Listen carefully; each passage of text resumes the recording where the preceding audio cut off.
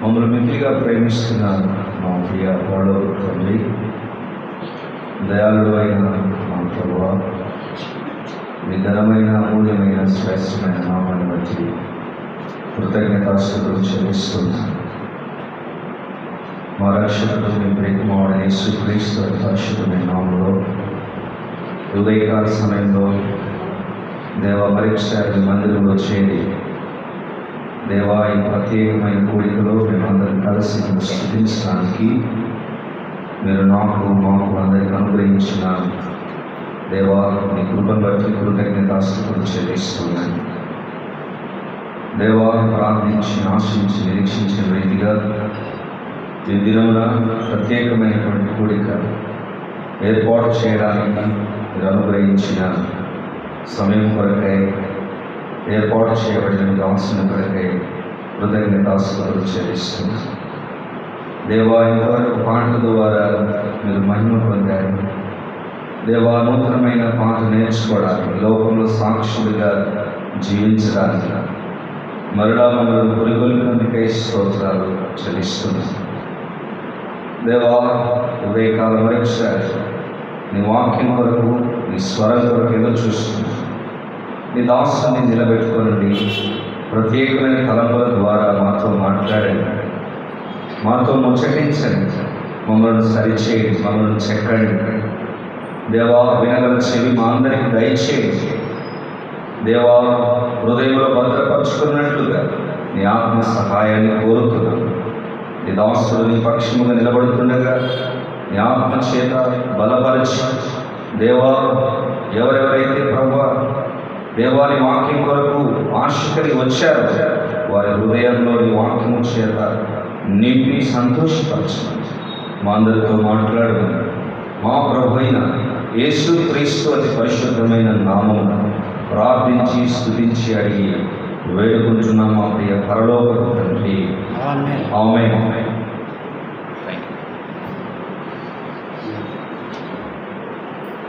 ఇప్పుడు మన మధ్యలో ఉన్న దేవుని దాసులు సుధాకరణ గారు మనకు దేవుని వర్తమానాన్ని అందిస్తారు. ఎవరు కూడా అటు తిరగదు, అందరూ కూడా క్రమంగా కూర్చొని మీ మనసు, మీ దృష్టి దేవుని వాక్యం మీద ఉంచాలని ప్రభు నామమున మనకు తెలుస్తారు.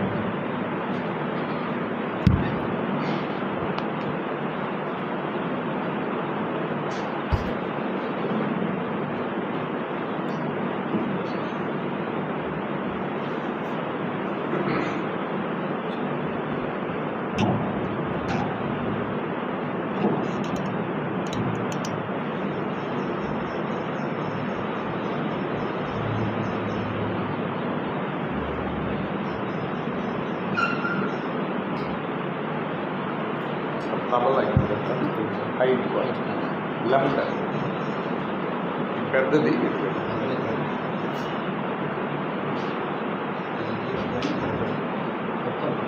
Total right.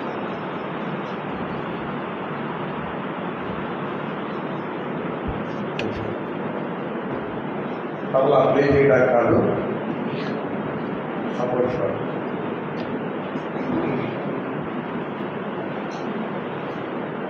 ఒక కాలేజీలో ప్రొఫెసర్ గారు 3 గొర్రెలను బల్ల మీద పెట్టి పిల్లల్ని ఒక ప్రశ్న అడిగారు.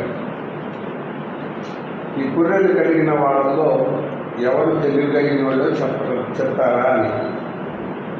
పిల్లలు ఒకరి ముఖాలతో చూసుకొని, ఇదేంటి ఎవరైనా బతుకున్న వాళ్ళకి పరీక్ష పెట్టి మార్కులు వేసి ఎవరు తెలియగలిగిన వాళ్ళు చెప్పమంటే చెప్పగలం, కానీ ఎండిపోయిన తలకాయలు గొర్రెలు అక్కడ పెట్టి తెలియగలిగిన వాడు ఎవరు చెప్పమంటున్నాడు, అసలు ఇదేం ప్రశ్న, ఈ గొర్రెల గురించి అడుగుతున్నాడు ఈయన, అసలు మొదటి ఈయన గొర్రె బాగుందా అని అనుకుంటా ఉన్నారు. అందులో అత్యుత్సాహం కలిగిన కుర్రాడు లేచి, సార్ నేను చెప్తాను సార్ అని వచ్చాడు. వీళ్ళందరూ ఆశగా చూస్తున్నారు వీడేం చెప్తాడా అని. అలా వాడు ముందుకు వచ్చి గొర్రె 3 సైజు చూసి అందులో లావుగా ఉన్న గొర్రె తీసుకొని వీళ్ళందరికంటే తెలియగలిగినవాడు సార్ అన్నాడు. అంటే అప్పుడు ఆయన ప్రొఫెసర్ గారు అన్నాడు, ఎలా చెప్పగలిగేవారా నువ్వు అన్నాడు. ఏం లేదు సార్, మన కవి గారు అన్నారు కదా, తిండి తింటేనే కండగలదోయ్, కండగలవాడే మనిషోయ్ అన్నాడు కదా. అందుకని వీడు బతుకున్న రోజుల్లో బాగా తినుంటాడు, అందుకని వీడు తెలివిగలిగినోడు అయి ఉంటాడని చెప్పాను సార్ అన్నాడు. ఈ లాజిక్, ఈ తర్కం ఒకడికి అందుకొని, లేదు సార్ వాడు చెప్పేది తప్పు, నేను చెప్తానని ముందుకు వచ్చాడు. మళ్ళీ పిల్లలందరూ ఆశగా చూస్తున్నారు, వీడు ఏం చెప్తాడా.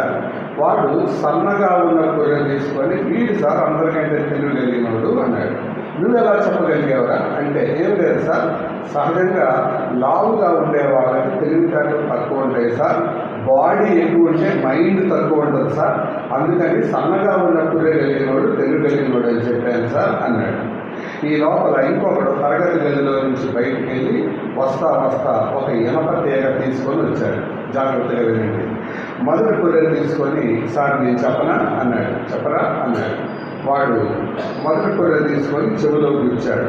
అది ఈ చెవిలో గుండా లోపలికి వెళ్ళి ఈ చెవిలో గుండా బయటకు వచ్చింది. అప్పుడు అన్నాడు, సార్ వీడు పెట్టి ముద్రకు సార్ అన్నాడు. ఎలా చెప్పావురా నువ్వు అన్నాడు. ఏం లేదు సార్, వీడి చెవితో వింటాడు, ఈ చెవితో వదిలేస్తాడు. క్లాసులో పిల్లలందరూ చప్పట్లు కొట్టారు. రెండో కూర తీసుకున్నాడు, మళ్ళా చెవిలో కూర్చాడు.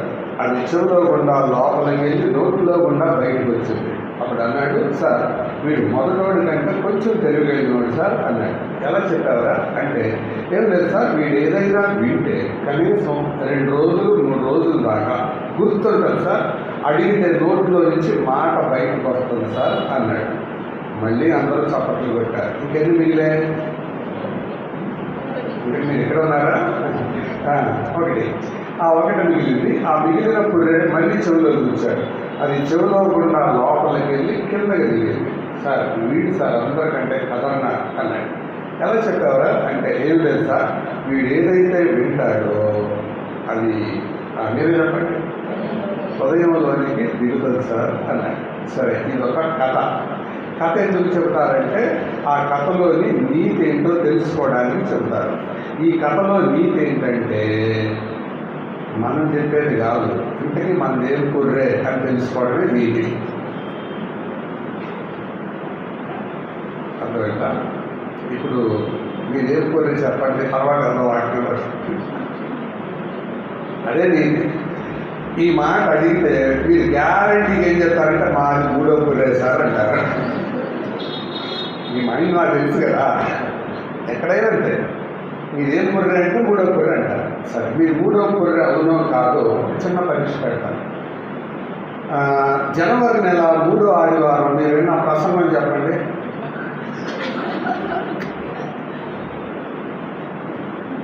చూసారా? అదనమాట. ప్రసంగం అంతా ఎవరికి గుర్తుండదు, కనీసం మాట అన్నా మనసులో పడాలి. అది నేను చెప్పదలిచిన మాట. ఏ అంశం మీరు మనం వింటున్నామో, ఏ అధ్యాయంలో వింటున్నామో, ఏది వింటున్నామో అది ఖచ్చితంగా మన మనసులో గుర్తుండాలి. ప్రసంగం అంతా గుర్తుండదు, ఎవరికి గుర్తుండదు, నాకు కూడా గుర్తుండదు. కానీ ఆ సందర్భంలో మనం ఏదైనా ఒక మాట మన మనసులో పడేలాగా జాగ్రత్తగా వినాలి. అలాగ వింటే మనం మేలు పొందుతాం. యెషయా గ్రంథం 9వ అధ్యాయం 6వ వచనాన్ని అనుసరించి ఇశ్రాయేలు దేశంలో చాలా చూడగలిగింది. బైబిల్ తీయమనలేదుగా. ఇశ్రాయేలు దేశంలో చాలామంది ఆడపిల్లలు మెస్సయ్య అంటే అక్కడ ఏం రాయబడింది, కన్యక గర్భవతి అయి కుమారుని కన్ను, ఆయన భుజం మీద రాజ్యభారముండును అని రాయబడింది కదా. ఆ మాటను అనుసరించి ఆ మెస్సయ్య మా కడుపున పుట్టాలని ఆశపడ్డారు, ఉపవాసాలు ఉన్నారు. అయితే యేసయ్య మరియ కడుపులో పుట్టడానికి కారణం ఏంటో తెలుసా? మరియకు ఒక మంచి అలవాటు ఉంది. ఆ అలవాటు ఏంటంటే, ఆమెతో చెప్పబడిన మాటలు ఆమె హృదయంలో భద్రం చేసుకునే అలవాటు.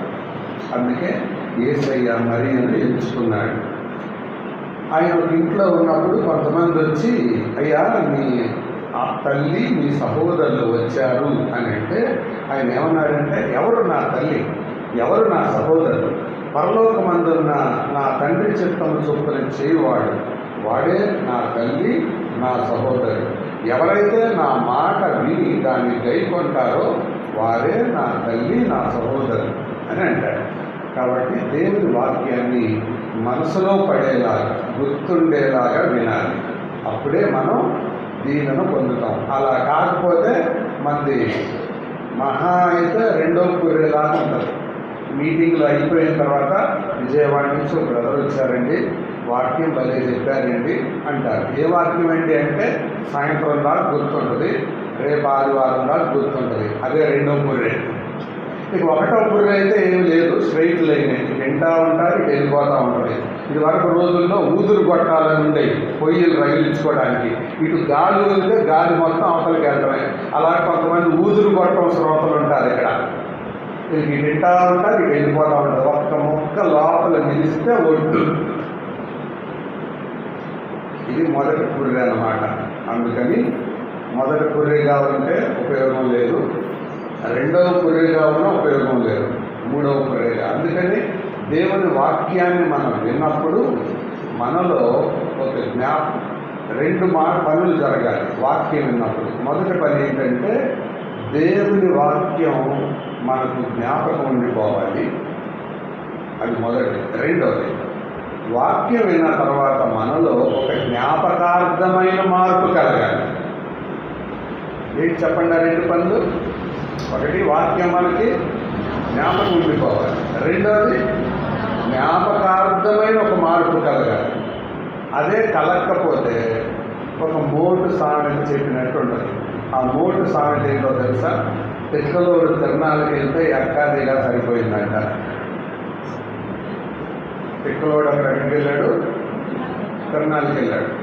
వీడు తిరణాలకు వెళ్ళాడని ఆ ఊరోడు అందరూ తెలిసి పలకరిద్దామని వచ్చారు. ఎలా తిరణాలకు వెళ్ళావా అంటే వెళ్ళాను సార్ అన్నాడట. అరే తిరణాల్లో రంగులు రాట్లు ఎక్కావా అన్నాడు. ఎక్కలేదు సార్ అన్నాడు. జైంట్ వీల్ ఉంది ఎక్కావా అంటే ఎక్కలేదు సార్ అన్నాడు. అరే ఆ ఊరిలో మన ఆంటీ ఒక షాప్ పెట్టిందిరా, షాప్కి వెళ్ళావా అంటే వెళ్ళలేదు సార్ అన్నాడు. అరే ఆ పక్కన టీ దుకాణం మన ఊరు అప్పుడే పెట్టాడరా, టీ అన్న తాగావంటే తాగలేదు సార్ అన్న. మరి ఏం చేసావురా అంటే ఏమో సార్ తెలియదు, ఎక్కాను దిగాను. అప్పుడే పుట్టిందనమాట ఆ సామెత. ఏంటి ఆ సామెత చెప్పండి? తెక్కలోడు తిరణాలకి వెళ్తే ఎక్కాదిగా సరిపోయింది. అలాగే మనం దేవుని వాక్యం జ్ఞాపకం లేకపోయినా, దేవుని వాక్యం ద్వారా జ్ఞాపకార్థమైన మార్పు మనలో కలగకపోయినా, చర్చకు వచ్చిన దానికి తెక్కలోడు తిరణాలకు వెళ్ళిన దానికి పెద్ద తేడా ఏమఉండదు. అపోస్తల కార్యాలు 12వ అధ్యాయం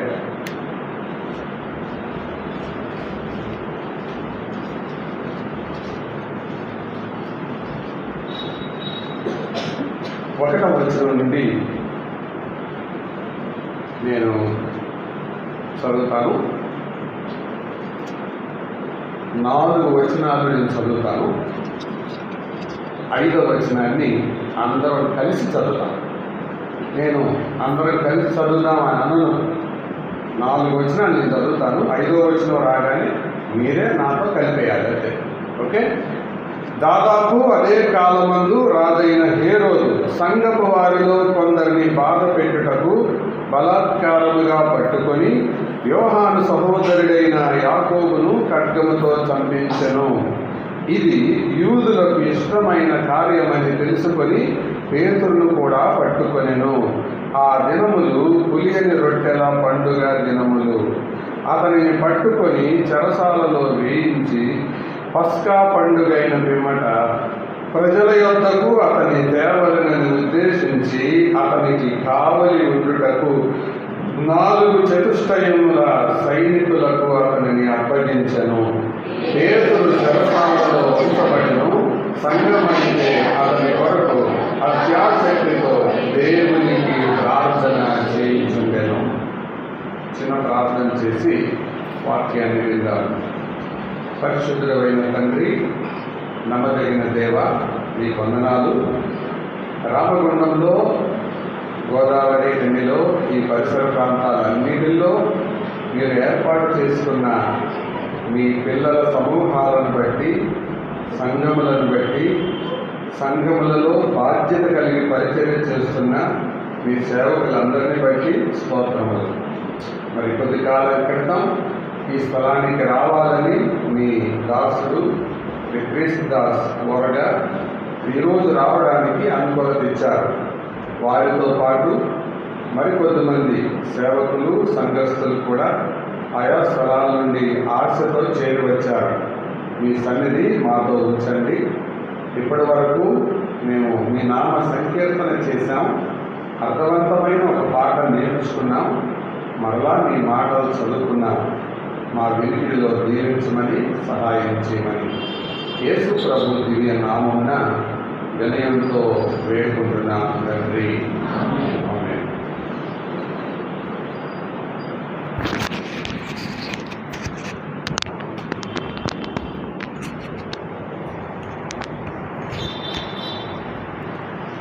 ఈ ప్రపంచంలో రెండు శక్తులు పనిచేస్తూ ఉన్నాయి.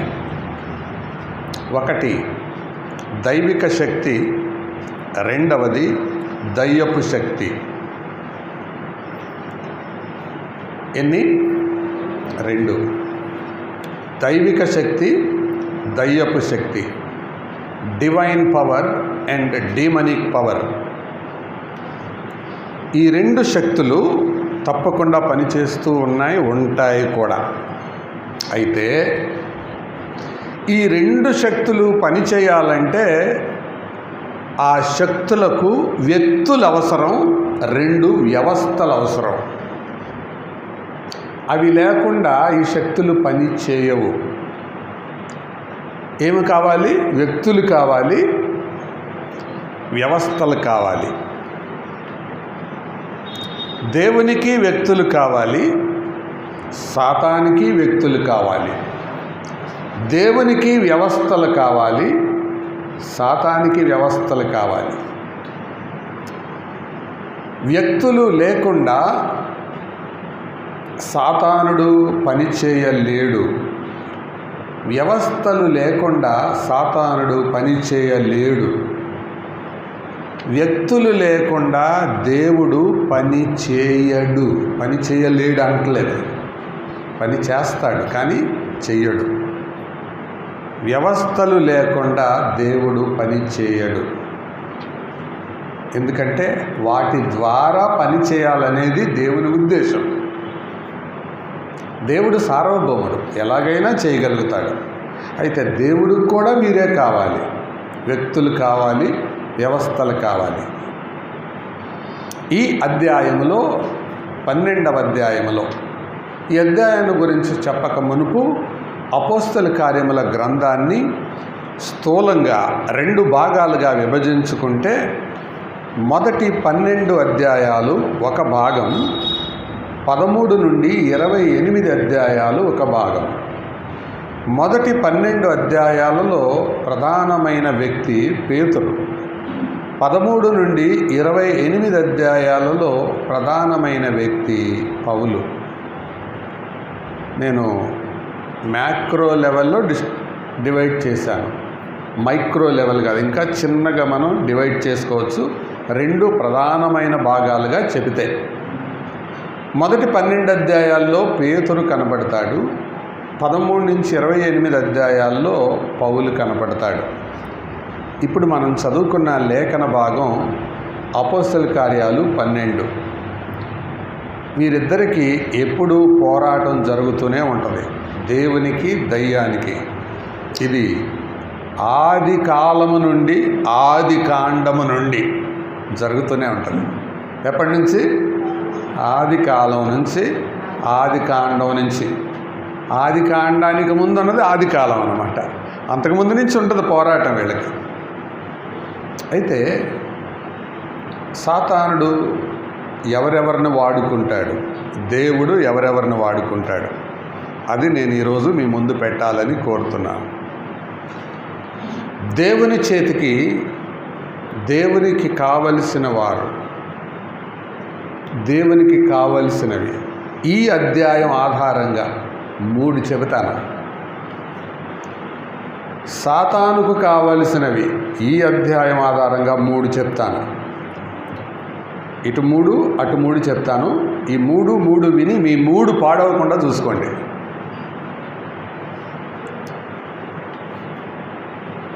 దేవునికి కావలసినవి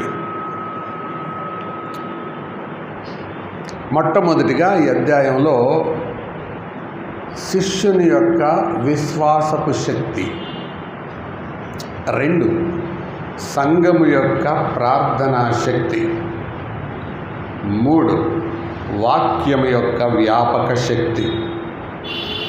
గుర్తున్నాయా? చెప్పండి. మొదటి మాట శిష్యుని యొక్క విశ్వాసపు శక్తి, సంఘము యొక్క ప్రార్థనా శక్తి, వాక్యము యొక్క వ్యాపక శక్తి. ఈ 3 ఈ అధ్యాయములో దేవుడు వాడుకున్న శక్తులు. సాతాను కూడా 3 వాడుకున్నాడు. అదేంటంటే హేరోదు యొక్క రాజకీయ శక్తి, యూదుల యొక్క మత శక్తి, రోమీయుల యొక్క అధికార శక్తి. సాతానుకు కూడా కావాలి. ఎవరెవరిని వాడుకున్నాడు? హేరోదు అనే వ్యక్తిని వాడుకున్నాడు. హేరోదు ఎవరు? రాజు. రాజు చేసేదేంటి? రాజకీయం. రాజకీయం అంటే రాజు చేసే పనే రాజకీయం. రాజును సాతాను వాడుకున్నాడు. రెండోది మతాన్ని సాతానుడు వాడుకున్నాడు. 3 చెప్పండి, అధికారాన్ని సాతానుడు వాడుకున్నాడు. అపొస్తల కార్యాల్లోనే కాదు, బైబిల్ అంతట్లో ఇదే పద్ధతి. మీరు గమనించండి. బైబిల్లోనే కాదు, ప్రస్తుత పరిస్థితుల్లో కూడా ఇదే పద్ధతి.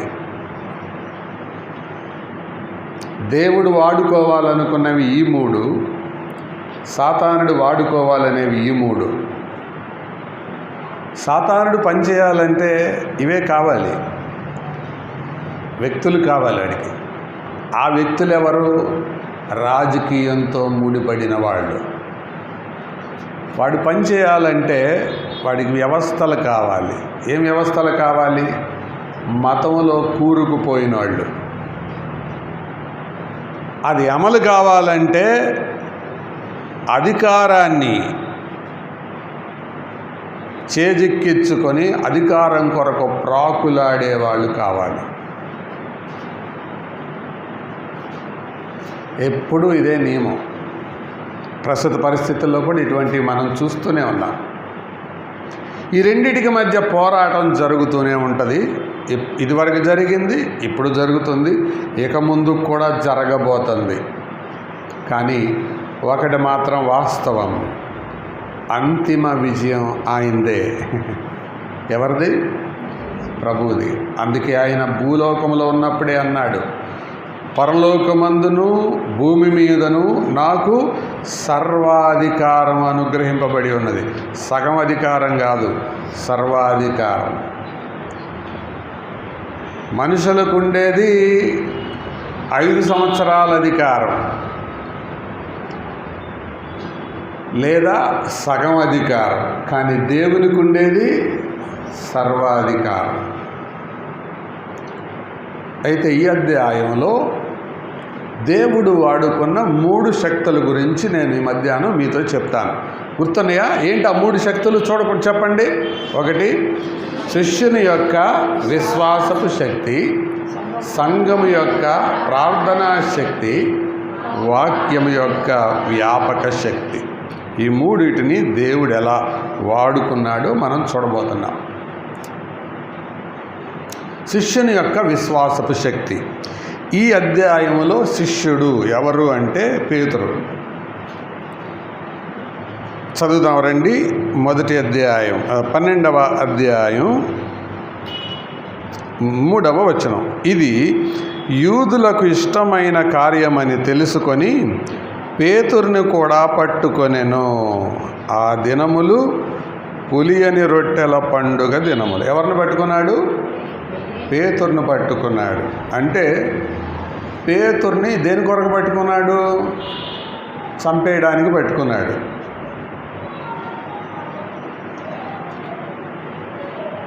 చంపేయడానికి ఒక మనిషిని పట్టుకున్నప్పుడు వాళ్ళ మైండ్లో మెదిలాడే అనుభవాలు ఎలా ఉంటాయి మీరు చెప్పండి. సరే వాళ్ళ సంగతి వద్దు, మిమ్మల్ని అడుగుతాను, అపార్థం చేసుకోకండి, అర్థం అవడానికి చెప్తాను. ఈరోజు తారీఖు ఎంత? 11. ఏ నెల? ఏప్రిల్ 11. ఏప్రిల్ 13వ తారీఖు ఆదివారం ఉదయం మనం 6 గంటలకు చచ్చిపోతాం అని తెలిసిందనుకోండి. ఈరోజు మనం చేసే పని ఏంటి? రామగుండంలో ఉన్న మంచి బిర్యానీ సెంటర్కి వెళ్తారా? ఏం చేస్తారు? ఫస్ట్ పాయింట్, అసలు చెమటలు పడతాయి, నిద్ర పట్టదు, ఒళ్ళంతా తడిసిపోద్ది. ఒకవేళ ఫ్రెండ్స్ ఎవరన్నా వచ్చినా మాట్లాడడానికి మనసు ఉండదు,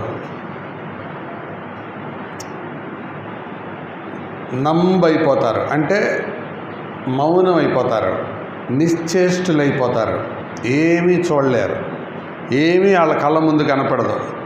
వాళ్ళ కళ్ళ ముందు కనపడేది ఒకటి, ఏప్రిల్ 13 ఆదివారం 6. ఇంకా అన్నం కనపడదు, భార్య కనపడదు, కూర కనపడదు, పిల్లలు కనపడదు, ఇల్లు కనపడదు, కారు కనపడదు, ఇంకేం కనపడదు. అదొకటే కనపడుతూ ఉంటుంది. ఆ రోజు వీళ్ళని ఎట్ట తీసుకెళ్తారో, ఆ పెట్టి ఎంత సైజు ఉంటుందో ఇవే కనపడుతూ ఉంటాయి. అంటే చనిపోతాను అని అన్నప్పుడు మనిషి మనసులో రకరకాల ఆలోచనలు వస్తాయి.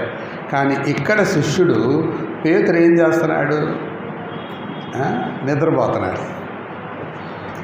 అరే రేపు చచ్చిపోతావురా బాబు, నిన్ను పట్టుకుంటున్నాము, నేను అరెస్ట్ చేస్తున్నాము అని తీసుకొని వెళ్తే ఈయన ఫుల్గా నిద్రపోతున్నాడు. ఆ నిద్ర కూడా ఎలాంటి నిద్ర అంటే దేవదూత వచ్చి లేపేదాకా లేవని నిద్ర.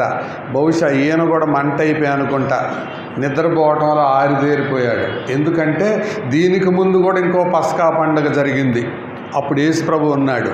ఆ పస్కా పండుగ అప్పుడు, కాకపోతే ఆ టైంలో గెత్సెమనే తోటలో ఉన్నాడు, ఈ టైంలో చెరసాల్లో ఉన్నాడు. తేడా సందర్భం ఒకటే, అది పస్కానే ఇది పస్కానే. అప్పుడు నిద్రపోయాడు, ఇప్పుడు నిద్రపోతున్నాడు. మన ఆధునిక విశ్వాసుల్లాగా కొంతమంది ఉంటారండి, చర్చిలో ప్రశాంతంగా నిద్రపోతారు, ఇంటి దగ్గర అస్సలు నిద్రపడదు. ఒక మా అమ్మ మందిరానికి వచ్చి వెనక్కి ముందుకు ఊగుతూ ఉంటే ఎంత చెప్పినా అలాగే నిద్రపోతుంది. ఆ పక్క నుండి యవనస్తురాలు అడిగింది, మా అమ్మ ఏంటి చర్చికి రాగానే అంతలాగా నిద్ర వస్తుంది నీకు, ఇంటి దగ్గర నిద్ర రాదా అంటే, అవును బిడ్డ ఇంటి దగ్గర నిద్ర రాదు అన్నాను. ఎందుకు రాదంటే ఏ మూల నుంచి సాతాను వస్తాడో, ఏ మూల నుంచి దెయ్యం వస్తుందో, ఏ మూల నుంచి చావు వస్తుందో అని గుడ్లు అప్పగించుకొని గుడ్లగూబలాగా చూస్తూ ఉంటుందంట పగలు రాత్రి. చర్చిలో మరి నిద్ర ఎందుకు వస్తుంది అని అడిగితే ఆవిడ చెబుతుంది, చుట్టూరు మనుషులు ఉంటారు కదా, వాళ్ళు కూడా దేవుడి బిడ్డలు కదా, అందుకని దేవుడు కూడా వాళ్ళ మధ్యలో ఉంటాడు కదా, అందుకని మనసు నెమ్మదిగా ప్రశాంతంగా ఉండి పాటలు పాడేటప్పుడు జోల పాడినట్టు ఉంటుందంట, ప్రసంగం చేసేటప్పుడు ఇక ఫుల్గా నిద్రలోకి జారుకుంటుందంట, ఆమెన్ అనేటప్పుడు మెలకు వస్తుందంట. అప్పుడు అనిపించింది అన్నమాట, స్లీపర్ కోచ్లు ట్రైన్లోనే కాదు చర్చిలో కూడా ఉంటాయి అన్నమాట.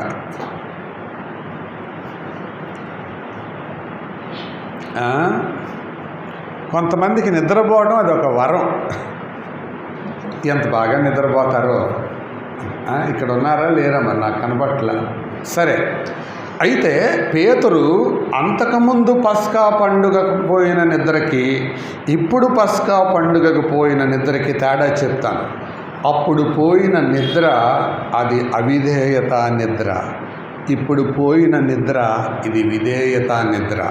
అప్పుడు పోయిన నిద్ర అది అవిశ్వాసపు నిద్ర, ఇప్పుడు పోయిన నిద్ర విశ్వాసపు నిద్ర.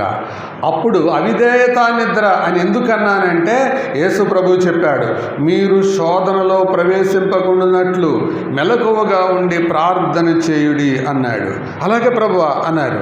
ఉండి కాసేపు తండ్రి ప్రభువా యేసయ్య పరలోకమందున దేవా దేవా దేవా దేవా దేవా దేవా అనుకోండి నిద్రలోకి జారుకున్నాడు. అది అవిధేయత నిద్ర. కానీ ఇప్పుడు పోతున్నాడే నిద్ర విధేయత నిద్ర. ఎందుకో తెలుసా? ఈ నిద్రలో విశ్వాసం ఉంది. ఏంటంటే ఒకవేళ పేతురు దగ్గరికి వెళ్ళి మైక్ ఇచ్చి, అన్న పేతురు అన్న ఏంటి అసలు రేపు చచ్చిపోతానంటే ఈరోజు నీకు అంతలావు నిద్ర వస్తుంది అని గనక పేతురు అన్నని అడిగితే ఆయన చెప్పేది ఏంటో తెలుసా? నా నిద్రకు కారణం ఏంటో తెలుసా? నా దేవుని వాగ్దానం. దేవుని వాగ్దానమా?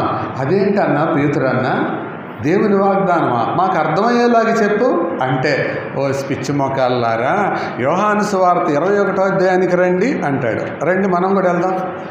యోహాను సువార్త 21వ అధ్యాయం.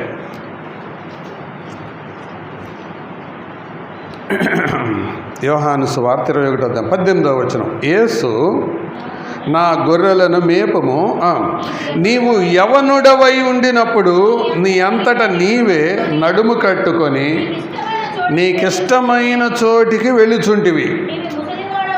ఆగండి ఆగండి ఆగండి. ఏంటిది? నీవు పెద్దగా చెప్పాలి.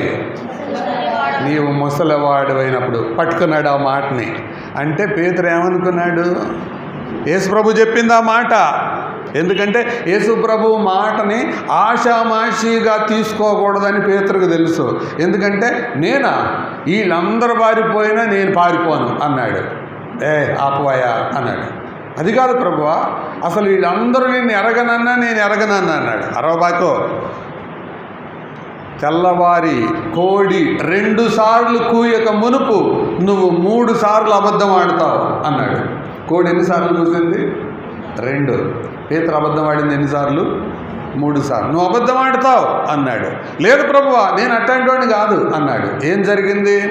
పేతురు అన్నది జరిగిందా, యేసు ప్రభు అన్నది జరిగిందా? కాబట్టి ఇది మైండ్లో బాగా రికార్డ్ అయిపోయింది. ఎవరికి? పేతురికి రికార్డ్ అయిపోయి, సో యేసు ప్రభు ఏదైనా చెప్పాడంటే అది జరిగి తీరుతుంది. అంటే యేసు ప్రభు ఏమన్నాడు? నువ్వు ఇప్పుడు యవనస్తుడివి, తర్వాత నువ్వేమవుతావు? ముసలాడు అవుతావు. పట్టుకున్నాడు ఆ మాటని. ఏమని? నేను ముసలాడిని అవుతాను. రైట్. 2వ మాట చదవండి. నీవు ముసలివాడు అయినప్పుడు నీ చేతులు నీవు చాచుదువు, వేరొకడు నీ నడుము కట్టి నీకిష్టము కాని చోటికి నిన్ను మోసుకొని పోవునని నీతో చూసాయిగా చెప్తున్నాను అనలేదు యేసు ప్రభు. ఏమన్నాడు? చూసాయిగా అంటే జరగవచ్చు, జరగకపోవచ్చు. నిశ్చయంగా అంటే ఖచ్చితంగా జరిగి తీరుతుంది. సో పేతురు ఈ 2 మాటలు గట్టిగా పట్టుకున్నాడు. ఏ 2 మాటలు? నేను ముసలోడిని అవుతాను, 2 నా నడువు కట్టి నన్ను మోసుకొని వెళ్తారు. ఇప్పుడు మోసుకొని వెళ్ళాల, తోసుకొని వెళ్ళారు. కాబట్టి నేను చచ్చిపోయే పద్ధతి ఇది కాదు. తర్వాత ఏమన్నాడు? నీ చేతులు చాస్తావు అన్నాడు. కానీ ఇప్పుడు చేతులు ముడుచుకున్నాడు. ఎందుకు? కాళ్ళకి చేతులకి ఏం వేశారు? సంఖ్యలు వేశారు. సో ఇవన్నీ మైండ్లోకి వచ్చేసాయి పేతురికి. యేసు ప్రభు 3 మాటలు చెప్పాడు. ముసలోడవుతావు, 2వది వేరే వాడు నిన్ను మోసుకొని వెళ్తాడు, 3వది నీ చేతులు నువ్వు చాస్తావు. ఈ 3 మాటలు గట్టిగా పట్టుకున్నాడు. ఇప్పుడు పేతురుని అడిగితే, అన్న సరే అన్న, యేసు ప్రభు నీతో ఆ మాట చెప్పాడు, మరి నీకెందుకు అంతలా నిద్ర వచ్చింది అని అంటే, రేపు చచ్చిపోతానని కదా పేతురు నిన్ను పట్టుకుంది, చంపేద్దామని కదా అంటే, ఆడి మొఖం వాడేం చేస్తాడు నన్ను? ఎందుకంటే నా ప్రభు చెప్పింది జరుగుద్దు కానీ హేరోదు అనుకున్నదైతే జరగదు. అందుకే ప్రశాంతంగా నిద్రపోతున్నారు. ప్రస్తుత దినాలు కూడా అలాగే ఉన్నాయి. భయం పుట్టించే దినాలు. ఎక్కడ ఎప్పుడు ఏమి జరుగుతుందో అయోమయంగా కనిపించే దినాలు. కానీ మన ధైర్యం, మన ఆధారం ఏంటో తెలుసా? దేవుని వాక్యం, దేవుని యందలి విశ్వాసం, దేవుని యందు నిరీక్షణ. వీటిల్ని గట్టిగా పట్టుకోగలిగితే నువ్వు శ్రమలలో కూడా ధైర్యంగా ఉండగలవు, ఇబ్బందుల్లో కూడా ధైర్యంగా ఉండగలవు. దావీదు వలె నువ్వు అనగలవు, నా ప్రక్కన 1000 మంది కూలినను, కుడి పక్కన 10,000 మంది కూలినను, అపాయము నీ యొద్దకు రాదు. వాక్యాన్ని గట్టిగా పట్టుకోవాలి. మీకు సంగతి తెలుసా? కోవిడ్లో ఆ ప్రశ్న అడుగుతాను, జవాబు చెప్పండి. కోవిడ్ ఎక్కువ మందిని చంపిందా, భయం ఎక్కువ మందిని చంపిందా? బాగా చెప్పారు. ఎక్కువ మందిని భయమే చంపేస్తుంది. భయపడడం వాక్య విరుద్ధం. అందుకే నేను లెక్క పెట్టలేదు, కానీ లెక్కబెట్టిన ఒక దేవుని సేవకుడు చెప్పాడు, బైబిల్లో 366 సార్లు భయపడకుము అని రాసిందట. 65 ఎందుకు రాయలేదు అంటే ఫిబ్రవరి 29వ తారీఖు కూడా ఆయన పిల్లలు భయపడకూడదని దేవుడు ఆశపడ్డాడు. అందుకు 366 సార్లు రాసిందంట, భయపడొద్దు, భయపడొద్దు, భయపడొద్దు. ఒకసారి ఒక ఆమెని మరణశిక్ష విధించారు. ఆ మరణశిక్ష అంటే ఎట్లా తెలుసా? తాసుపాముతో కాటేపిచ్చి చంపటం. ఎలాగా? తాసుపాముతో కాటేపిచ్చి చంపటం. గదిలో పెట్టారు, కళ్ళకి గంతలు పెట్టారు, 9 అడుగుల తాసుపాము తెచ్చారు, చెబుతున్నారు, ఇదిగో తాసుపాము వచ్చింది, చేతులు కట్టేశారు, కళ్ళకి గంతలు కట్టేశారు. గదిలో వచ్చింది, ఆ పాము బుస్ కొడుతుంది. ఎట్లా ఉంటుంది ఆ మనిషికి? పై ప్రాణాలు పైన ఎగిరిపోతుంటాయి, వాడి ఒళ్ళంతా చెమటలు పడుతున్నాయి, దగ్గరికి వస్తున్నట్టు బుస్ అని సౌండ్ వస్తుంది. ఆ దగ్గరికి వచ్చినోడు పామును గాక ఒక పిన్నీస్తో ఇలా గుచ్చాడు, చచ్చిపోయాడు. పాము అక్కడే ఉంది. ఇప్పుడు చెప్పండి, చంపింది పామా భయమా? చాలామంది భయానికే చచ్చిపోతున్నారు. భయాన్ని జయించే సూత్రం ఏంటో తెలుసా? దేవుని వాక్యం. దేవుని వాక్యంతో పరిచయం ఉన్నవాళ్ళు, దేవుని వాక్యంతో సహవాసం ఉన్నవాళ్ళు, దేవుని వాక్యములో ఆనందించేవాళ్ళు భయపడరు. అందుకే ఒక భక్తుడు రాశాడు పాట, యెహోవా నాకు వెలుగయే, యెహోవా నాకు రక్షణయే, నా ప్రాణ దుర్గమయే, నేను ఎవరికి ఎన్నడు భయపడను, నేను ఎవరికి ఎన్నడు భయపడను. దేవుడు వెలుగైతే, దేవుడే రక్షణ అయితే నేను ఎవరికి భయపడాల్సిన అవసరం లేదు. అందుకే పేతురు నిద్రపోతున్నాడు. ఆ నిద్రపోవడానికి కారణం ఏంటి? విశ్వాసం. విశ్వాసం విశ్వాసం ఉన్న వాళ్ళు శ్రమల్లో కూడా నిద్రపోతారు. యేసు ప్రభు అందుకే అంత ప్రశాంతంగా తుఫాన్లో కూడా నిద్రపోతున్నాడు ఆయన. అదేమి నిద్ర అండి? పడవ అటు ఇటు ఊపేస్తుంటే వాడు అడుక్కుపోయి ఫుల్గా శిష్యులు లేపేదాకా, అయ్యా ప్రభు నశించిపోతున్నావు, నీకు చింత లేదా అంటుంటే కూడా లేవట్లేదు. మామూలుగా అయితే మనకి నిద్ర పడదు. స్మిత్ విగ్గిల్స్వర్త్ అని ఒక దేవుని దాసుడు ఉన్నాడు. ఆయన సంఘ చరిత్రలో కనబడతాడు. ఒకరోజు పరిచర్య ముగించి వచ్చాడంట. ముగించి వచ్చేటప్పటికి ఆ ప్రార్థన చేసుకొని పడుకున్నాడు మంచం మీద. పడుకుంటే మంచం కింద నుంచి ధనామంది అన్నారంట. ఎవరో ఒక్కడే ఉన్నాడు, ఎగిరిపడ్డాడు. ఎవర్రా కింద అని కిందకెళ్ళి చూశాడు, ఎవరో కనపడలా. మళ్ళీ పడుకున్నాడు. ఓ 10 నిమిషాలకు మళ్ళీ ధనామంది అన్నారు ఎవరో. మళ్ళీ ఎగిరిపడ్డాడు. అరే ఎవర్రా ఇది అని లేచి చూశాడు, తలుపు తీసి చూశాడు, కిటికీ తీసి చూశాడు, బాత్రూమ్ తలుపు తీసి చూశాడు, ఎవరు కనపడలా. మళ్ళీ పడుకున్నాడు. మళ్ళీ 3వసారి పడుకునే నిద్ర పడితే సమయంలో మళ్ళీ ధనామంది అన్నారు ఎవరో. లేచి అప్పుడు అన్నాడు, ఓరి సాతానా నువ్వా? అరే పగలంతా అలిసిపోయాను, రేపు చూసుకుందాం, ఈ రాత్రి నాకు నిద్రపోతాయి అన్నారు. మనమైతే ఏం చేద్దాం? క్రిస్దాస్ గారు కంగారుగా ఉందండి, ఏంటండి సంగతి అంటే ఎవరో తంతన్నారండి. మంచం కింద నుంచి తంతనాడు, ఎగిరి పడ్డానండి 2 సార్లు, ఎవరూ లేరండి. విశ్వాసికి అవిశ్వాసికి ఎంత తేడా చూసారా? ఆ విశ్వాసంతో ఆయన అన్నాడు, రే సైతానా నువ్వా, నేను ఎవరో అనుకుంటున్నాను రా, రేపు చూసుకుందాం, ఈ రాత్రి పడుకొని అలసిపోయి వచ్చాను సేవలో అన్నాడంటే ఎంత ధైర్యం ఉండాలండి ఆ మాట అంటాకి. దేవునితో, దేవుని సన్నిధితో అవినాభావ సంబంధం ఉన్న వాడిలో ఆ ధైర్యం, ఆ విశ్వాసం ఉంటుంది. అందుకే పేతురు నిద్రపోతున్నాడు.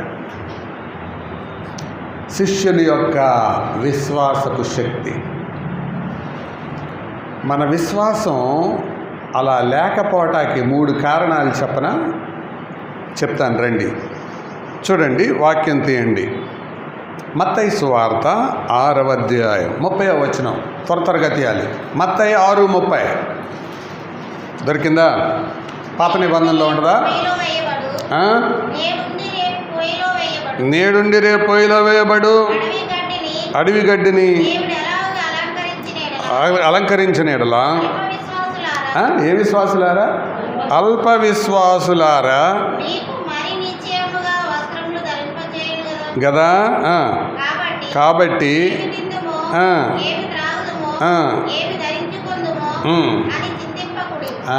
కాబట్టి అల్ప విశ్వాసములో ఏముంటుంది?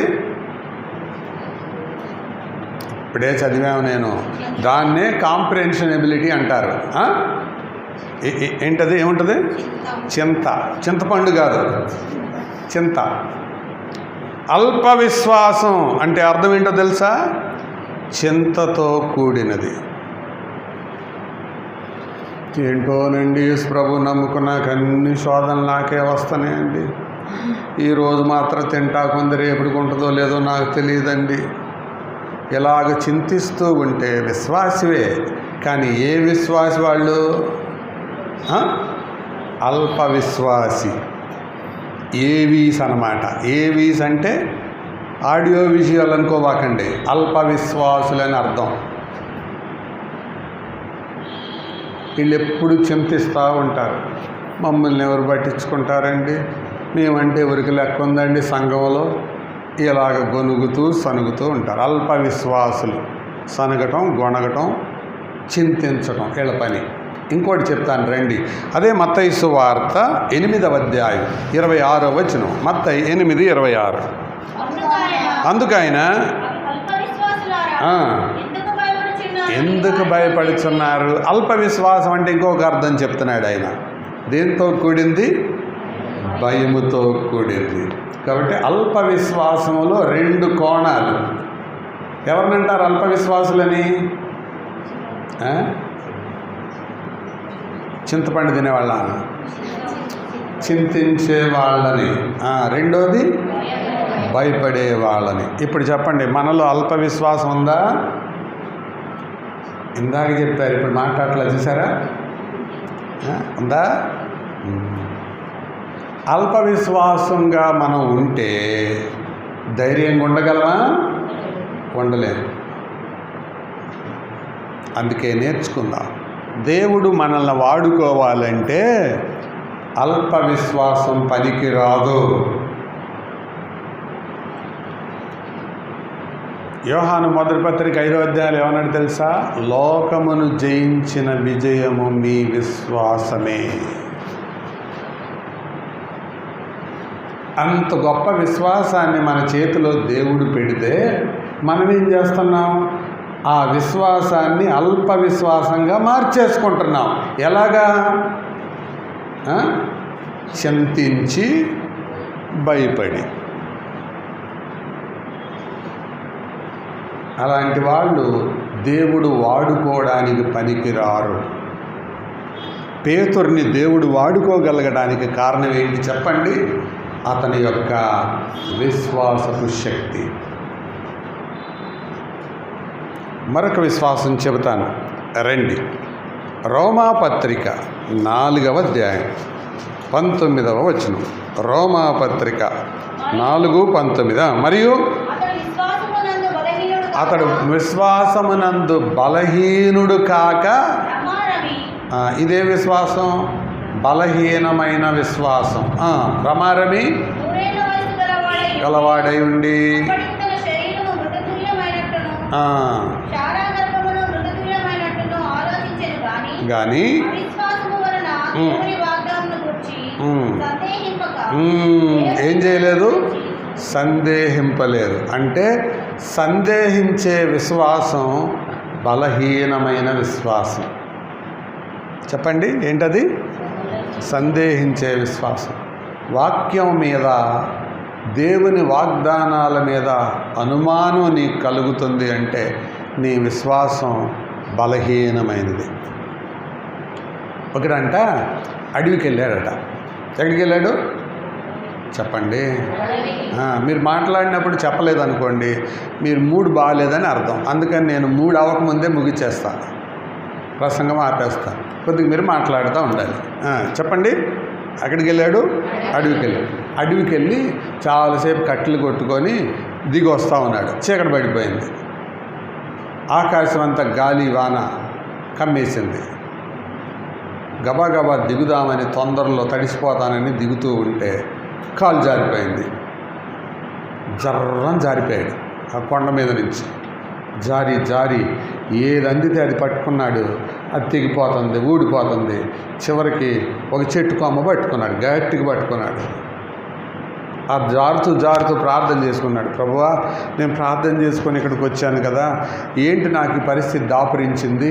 ప్రభువా ప్లీజ్ నాకు సహాయం చేయవా అని అడుగుతున్నాడు.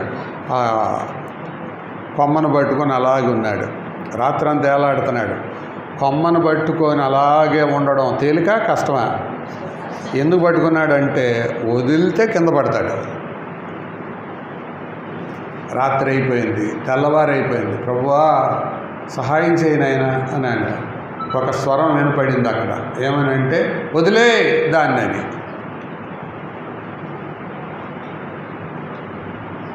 వదులుతారా? ఈ చెయ్యి నొబ్బొట్టి మళ్ళీ ఈ చేత్తో పట్టుకున్నాడు. ప్రభువా నాకు దొరక్క అన్నీ ఊడిపోయి తెగిపోయి ఇది ఒకటి పట్టుకుంటే మళ్ళీ దీన్ని వదిలేయమంటున్నావు ఏంటి ప్రభువా? వదిలే అని మళ్ళీ అని పడినాను. మళ్ళీ అలాగే తెల్లవారుదాం 5 అయింది. వర్షం అంతా తగ్గిపోయింది. అటు నడుచుకునే వాళ్ళు నడుచుకుంటూ వెళ్తున్నారు. అన్న ఏంటి అది పట్టుకొని ఎలాడుతున్నావు అన్నారు. అరే ఏంట్రా అంటే, అన్న రోడ్డు పక్కనే ఉన్నావు నువ్వు. అరే రాత్రంతా నేను ఇక్కడే ఉన్నానురా. అవునన్నా. అరే నాకు నేల కనపట్టలేదురా. అన్న నువ్వు చెట్టు వదిలితే కరెక్ట్గా అడుగు దూరంలో నేల ఉందన్న అని. అంటే దేవుని వాగ్దానాన్ని నమ్మకపోతే ఎలాడుతూ ఉంటాం అన్నమాట మనం గాలిలో. అర్థమైందా? దీన్నే బలహీనమైన విశ్వాసం అంటారు. 2 విశ్వాసాలు చెప్పాను. చెప్పండి. అల్ప విశ్వాసం, బలహీనమైన విశ్వాసం. అల్ప విశ్వాసం అంటే ఏంటి? చింతించడం, భయపడడం. బలహీనమైన విశ్వాసం అంటే ఏంటి? దేవుని వాగ్దానాల గురించి అనుమానించడం. ఇంకొకటి చెప్పనా? యాకోబు పత్రిక 2వ అధ్యాయం. యాకోబు పత్రిక 2వ అధ్యాయం 17వ వచనం చూడండి. యాకోబు 2:17. క్రియలు లేనిదైతే ఒంటిగా ఉండి. ఇదేంటి? చచ్చిన విశ్వాసం, చచ్చిపోయిన విశ్వాసం. అంటే ఇదేంటి? ఈ చచ్చిన విశ్వాసం అని దేన్ని అంటారు? క్రియలు లేని విశ్వాసం. ఏమి లేవు? పెద్ద చెప్పండి.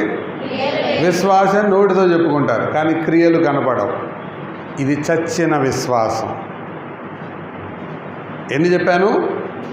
3 విశ్వాసాలు. మొదటిది అల్ప విశ్వాసం, రెండోది బలహీనమైన విశ్వాసం, మూడవది చచ్చిన విశ్వాసం. ఈ ముగ్గురిని దేవుడు వాడుకోలేడు. దేవుడు వాడుకోవడానికి ఆయన మాటకు లోబడేవాళ్ళు, ఆయన మాటకు విధేయత చూపేవాళ్ళు వారు కావాలి. విశ్వాసం అంటే అర్థం తెలుసా? 3 మాటలు చెప్తాను. దేవుణ్ణి దేవుడిగా నమ్మడం, 2 దేవుడు చేసేదాన్ని నమ్మడం. 3, దేవుడు చెప్పిన దాన్ని నమ్మడం. ఇది విశ్వాసం అంటే. విశ్వాసం అంటే ఏంటి చెప్పాను? దేవునిగా నమ్మడం. 2, దేవుడు చేసేదాన్ని నమ్మడం. 3, దేవుడు చెప్పిన దాన్ని నమ్మడం. ఈ 3 నమ్మితే అది విశ్వాసం. వీటిల్లో తేడా వస్తే నువ్వు అల్ప విశ్వాసిగానైనా ఉంటావు, బలహీనమైన విశ్వాసిగానైనా ఉంటావు, చచ్చిపోయిన విశ్వాసిగానైనా ఉంటావు. చచ్చిపోయిన విశ్వాసానికి ఏముండవు. జీవించి ఉన్నావన్న పేరు మాత్రం ఉన్నది కానీ మృతులు చచ్చిపోయినట్టుగానే ఉంటారు. వాళ్ళు అక్షరార్థంగా ఉంటారు, అలంకారంగా ఉంటారు, అంతే. వాళ్ళ వల్ల ఏ కార్యాలు జరగవు. కాబట్టి దేవుడు పేతురు విశ్వాసాన్ని వాడుకున్నాడు, ధైర్యంగా ఉన్నాడు. అందుకే మీరు కూడా ధైర్యంగా ఉంటారా? చిన్నప్పుడు ఒక ఆట ఆడుతుంటారు. ఏయ్, పెద్ద పులి వస్తే భయపడకుండా ఉంటావా అంటారు. తెలుసా ఈ ఆట మీకు? చిన్నప్పుడు ఆడేవాళ్ళు. పెద్ద పులి వస్తే భయపడకుండా ఉంటావా అంటారు. అన్నాక ఉంటాను అనగానే ఉఫ్ అని గాలి ఊతారు. అది కళ్ళు మూస్తాడు. కళ్ళు మూయగానే ఏమంటారు? అరే, గాలికే కళ్ళు మూసినోడు పులికి ఏమంటావురా అంటారు. అలాగే చాలామంది గాలికే కళ్ళు మూసుకుంటారు. బలహీనమైన విశ్వాసం, సందేహించే విశ్వాసం, అనుమానించే విశ్వాసం, చింతించే విశ్వాసం, అలాంటి వారిని దేవుడు వాడుకోలేరు. ఆయన మాటను నమ్మేవాళ్ళు, ఆయన చేసేదాన్ని నమ్మేవాళ్ళు, ఆయన ఏమై ఉన్నాడో నమ్మేవాళ్ళు. Faith is to believe what God is, what God says, what God does. అదే ఫెయిత్ అంటే.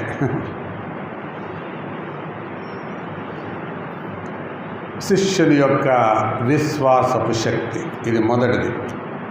రెండవది ఏం చెప్పండి? సంఘము యొక్క ప్రార్థన శక్తి. 12వ అధ్యాయం 5వ వచనానికి రండి. పేతురు చెరసాలలో ఉంచబడెను, సంఘమైతే అతని కొరకు అత్యాశక్తితో దేవునికి ప్రార్థన చేయుచుండెను. ఈ సంఘం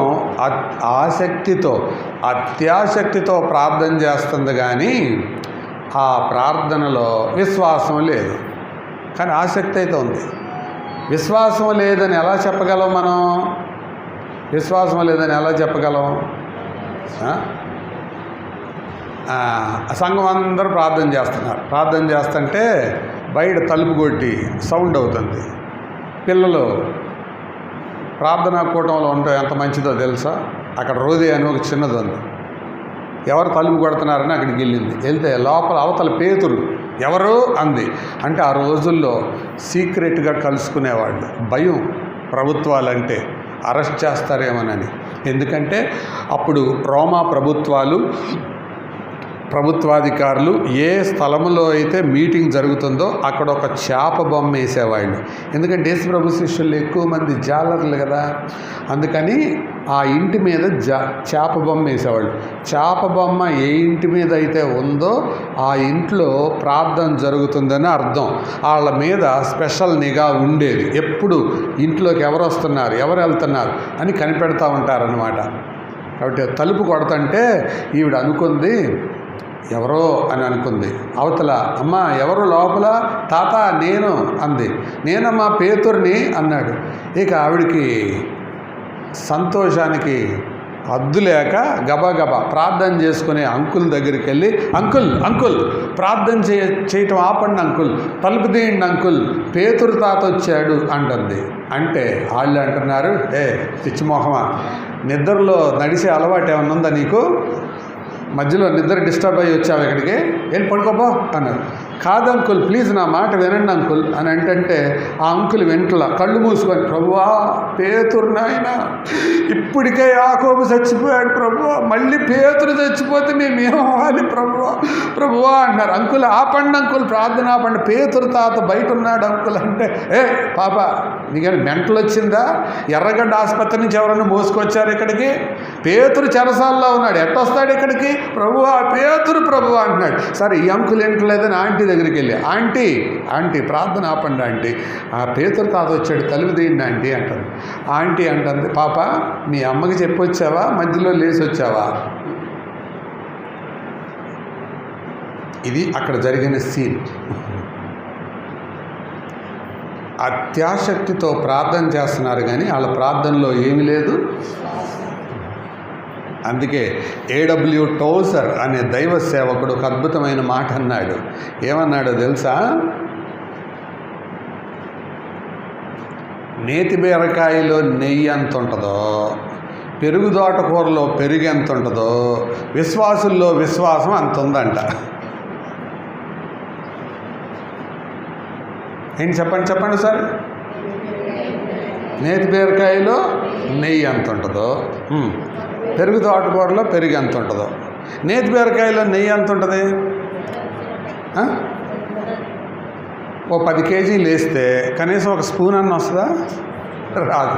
దాని పేరే నేతి బీరకాయ, కానీ అందులో ఏముండదు, నెయ్యి ఉండదు. పెరుగు తోటకూర అని ఒకటి ఉంటుంది, తెలుసా మీకు? పెరుగు తోటకూరలో పెరుగు ఎంత వస్తుంది? ఈరోజు పెరుగు దొరకలేదురా, పెరుగు తోటకూర తెచ్చి ఉడకబెట్టి నానేసి తోడేసి ఇవ్వండి అంటే పెరుగు వస్తుంది. అందులో నేతి బీరకాయలో నెయ్యి ఉండదు, పెరుగు తోటకూరలో పెరుగు ఉండదు, విశ్వాసుల్లో విశ్వాసం ఉండదు. ఆయన అన్న మాట ఏంటంటే, today's church is full of unbelieving believers. నేటి సంఘం అవిశ్వాసులైన విశ్వాసులతో నిండిపోయిందంట. ఏ విశ్వాసులేడు? అవిశ్వాసులైన విశ్వాసం. కానీ గొప్ప సంగతి ఏంటో తెలుసా? వీళ్ళు ప్రార్థన చేస్తున్నారు, విశ్వాసం లేకపోయినా ప్రార్థన చేస్తారు. సో ప్రభు ఈ రెండు వాడుకున్నాడు. శిష్యుని విశ్వాసాన్ని వాడుకున్నాడు, సంఘము యొక్క ప్రార్థనను వాడుకున్నాడు. Disciples faith and church prayer. ఎంత అద్భుతమైన దేవుడండి ఆయన. సంఘము, బలహీనమైన సంఘము ప్రార్థన చేస్తుంది. మిమ్మల్ని ఒక మాట అడగనా? యెరూషలేమా మీ సంఘం పేరు? యెరూషలేము సంఘం ప్రార్థించే సంఘమేనా? ప్రార్థనా కూడికలు జరిగే సంఘం అని అడగట్లేదు నేను. ప్రార్థించే సంఘమేనా? ప్రార్థించే సంఘం అంటే దాన్ని కొంచెం ఈ కాంటెక్స్ట్లో అడుగుతాను. అత్యాసక్తితో ప్రార్థించే సంఘమేనా? ఏంటంటే అందరికీ కంటి చూపే కానీ నోటి మాట లేదు. అత్యాసక్తితో ప్రార్థించే సంఘమేనా? చాలాసార్లు ప్రార్థనా కూడికలకు ఆల్ నైట్ ప్రేయర్ బ్రదర్ మాది. ఏం prayer? All night prayer. All night ప్రేయర్కి రాత్రి 10 గంటలకు వస్తారు, కడుపు నిండా తిని అని తేపుకుంటా వచ్చి ఒక స్తంభానికి ఆనుకొని పొయ్యిలో పుల్లలు పెట్టినట్టు కాళ్ళు ఆరజాపి ఒక ఫ్యాన్ చూసుకొని దాని కింద కూర్చొని వీళ్ళు, తండ్రి నీకు స్తోత్రం, మా సంఘమును దీవించు ప్రభువా, మీ సేవకుని ఆశీర్వదించు ప్రభువా అని భారం ఉండదు, అందులో శ్రద్ధ ఉండదు, అందులో వేదన ఉండదు, అందులో ఆసక్తి ఉండదు. చేస్తూ ఉంటారు. చేసి ఆ స్తంభానికి ఆనుకొని వీళ్ళు నిద్రపోతారు. ఆ పక్కనోడు నిద్రలో ఉంటాడు. ఏంటి సౌండ్ రావట్లేదని చూస్తే ఆయన నిద్రలో ఉంటాడు. అన్నవు నా ప్రార్థన అయింది, నువ్వు చేయి అంటే ఇక ఈయన నిద్రలోకి జారుకొని ఆయన తుల్లిపళ్ళేసి ఆయన మొదలు పెడతాడు. ప్రభువా మా సంఘమును దీవించు ప్రభువా, మా భారతదేశమును రక్షించు ప్రభువా. ఎన్నో శ్రమలు వస్తాయి ప్రభువా. ప్రస్తుత సంఘాల్లో ప్రార్థన సీన్లు ఇలాగున్నాయి. పేరు మాత్రం వాట్సాప్లో మాత్రం ఫ్లెక్సీ మాత్రం వెలిగిపోతుంటుంది. ఆల్ నైట్ ప్రేయర్, శక్తివంతమైన ప్రార్థన. ఎవడికది శక్తివంతమైన ప్రార్థన? ఇక్కడ అడ్వర్టైజ్మెంట్ లేదు, ఫ్లెక్సీ లేదు, ఏమీ లేదు. సంఘము అత్యాసక్తితో దేవునికి ప్రార్థన చేస్తుంది.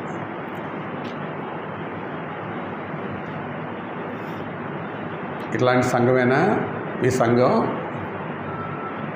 చెప్పండి. ఏడబ్ల్యూ టోజర్ ఒక పుస్తకాన్ని రాశాడు. ఆ పుస్తకంలో ఒక ఆర్టికల్కి ఒక పేరు పెట్టాడు, this world is battleground not play ground.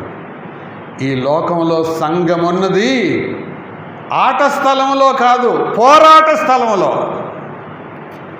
We are in fighting.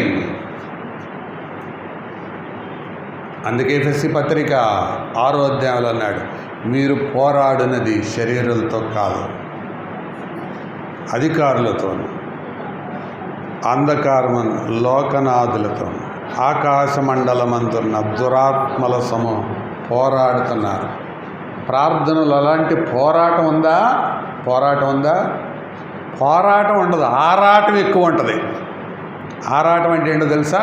ప్రార్థన చేసేటప్పుడు ఆనుకొని ఆ ఫ్యాన్ గాలి అందకపోతే కర్చీఫ్ తీసుకొని, తండ్రి ప్రభువా మా సంఘమును ఆశీర్వదించు నాయన, ఆశీర్వదించు ప్రభు, సేవ జరిగేలాగా చేయి ప్రభు.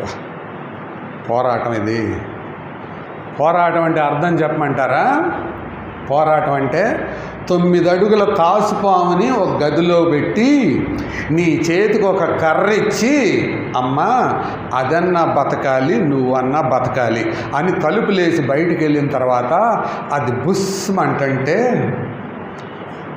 ఆడవాళ్ళు అయితే ఏం చేస్తారు? ఈ కొంగు తిప్పి ఇట దోపి అది ఇటు వస్తుందా, అటు బుస్ అంటే అటు చూసి ఎంత చురుగ్గుంటారో. మగవాళ్ళు అయితే ఈ చొక్కా గుండి తీసి పైకి మడిసి అది ఎటు నుంచి వస్తుందో. అది పోరాటం అంటే. ప్రార్థనా కూటాలు అట్లా ఉండాలి. కానీ ఎట్లుండదో తెలుసా? జారేసుకొని ముఖమంతా ఉబ్బిపోయి ఆసక్తి లేక కార్యక్రమాలు జరుగుతున్నాయి. ఇట్లాంటి అత్యాసక్తితో కూడిన ప్రార్థనలు ఉన్నాయా నేటి దినాల్లో? గుండె మీద చేసుకొని చెప్పండి, గుండె ఆగిపోతే నా పూచి కాదు. ఉందా మీ సంఘంలో ఇలాంటి ప్రార్థన?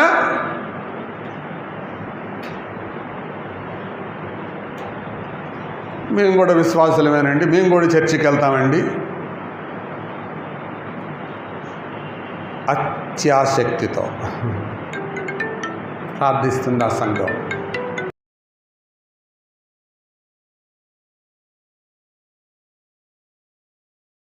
దేవుడు వాడుకునే సంఘాలు ఇలా ఉంటాయి.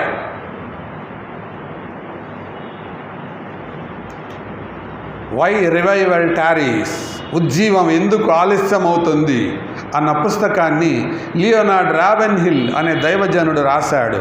అందులో గుండెలో గుణపొందించే ఒక మాట అన్నాడు ఆయన. ఏంటో తెలుసా? ఏ preacher who is not praying, he is playing. A church which is not praying is playing. ప్రార్థన లేని ప్రసంగికుడు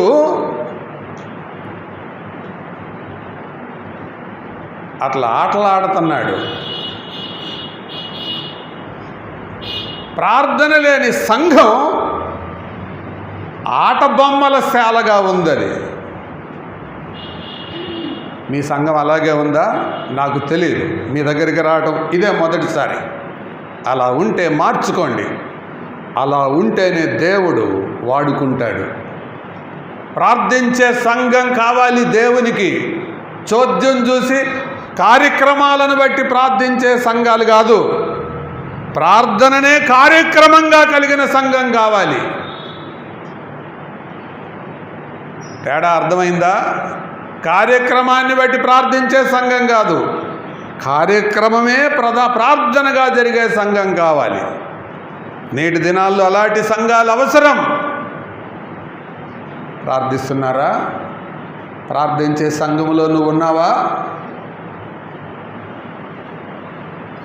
పేతురు చెరసాలలో ఉంచబడిన సంఘమైతే అతని కొరకు ఆసక్తితో కాదు, అత్యాసక్తితో. ప్రార్థనకి ఆసక్తితో ఉండే ప్రార్థనకి, అత్యాసక్తితో ఉండే ప్రార్థనకి తేడా చెప్పమంటారా? మీటింగ్ గురించి ప్రార్థన చేయాలనుకో, ఏప్రిల్ 11వ తారీఖు సుధాకర్ బాబు గారు వస్తున్నారు, దేవుని సేవకుడు, మనకు వాక్యం చెప్తారు, దయచేసి అందరూ ప్రార్థన చేయండి అంటే కుటుంబంలో ప్రార్థన చేస్తారు. దేవా, సుధాకర్ బాబు గారంట, మేము ఆయన ఎప్పుడూ చూడలేదు, మా దగ్గరికి రావడం మొదటిసారి, ప్రయాణంలో క్షేమంగా తీసుకురా, దీన్ని ప్రార్థన చేయడం అంటారు. అత్యాసక్తితో చేయటం అంటే ఏంటో తెలుసా? నీ కొడుక్కి 107 జ్వరం వచ్చింది, ఇంకొక డిగ్రీ ఉంటే థర్మామీటర్ పగిలిపోద్ది, 108కి థర్మామీటర్ పగిలిపోద్ది. వారం రోజుల నుంచి తగ్గటల్లా. కానీ ఎవరో చెప్పారు మీరు ప్రార్థన చేస్తే బతుకుతారని. అప్పుడు చేసే ప్రార్థన ఎట్లా ఉంటుందో తెలుసా? ప్రభువా, ఎన్ని హాస్పిటల్ తిరిగాం ప్రభువా, ఒక్కసారి కాదు ప్రభువా, నువ్వు వాగ్దానం చేసావు కదా ప్రభువా, అడుగునే నీకు ఇవ్వమంటున్నావు కదా ప్రభువా, అడుగుతున్నావు ప్రభువా. అప్పుడు చేసింది ప్రార్థన, ఇప్పుడు చేసింది ప్రార్థనే. ఏంటి తేడా? ఇక్కడేమో గుండెను గుణపం దించేసింది నీకు, అందుకు వేదన తన్నుకొని వస్తుంది. వేరే వాడి గురించి చేసేటప్పుడేమో కడుపు నిండిన ప్రార్థన, కాళ్ళు ఆరుజాపుకొని చేసే ప్రార్థన. అదే తేడా. పేతురు చెరసాలలో ఉంచబడెను, సంఘమైతే అతని కొరకు అత్యాసక్తితో. మీ ప్రార్థనలో అత్యాసక్తి ఉందా? అత్యాసక్తి కలిగిన ప్రార్థనలో రోషం ఉంటుంది, అత్యాసక్తి కలిగిన ప్రార్థనలో కన్నీరు ఉంటుంది, అత్యాసక్తి కలిగిన ప్రార్థనలో భారం ఉంటుంది, అత్యాసక్తి కలిగిన ప్రార్థనలో సమర్పణ ఉంటుంది. ఇవన్నీ లేకపోతే అది అత్యాసక్తితో చేసే ప్రార్థన కాదు, అది కార్యక్రమంగా చేసే ప్రార్థన. నీ ప్రార్థన కార్యక్రమమా, కార్యాచరణ? నాకు తెలియదు.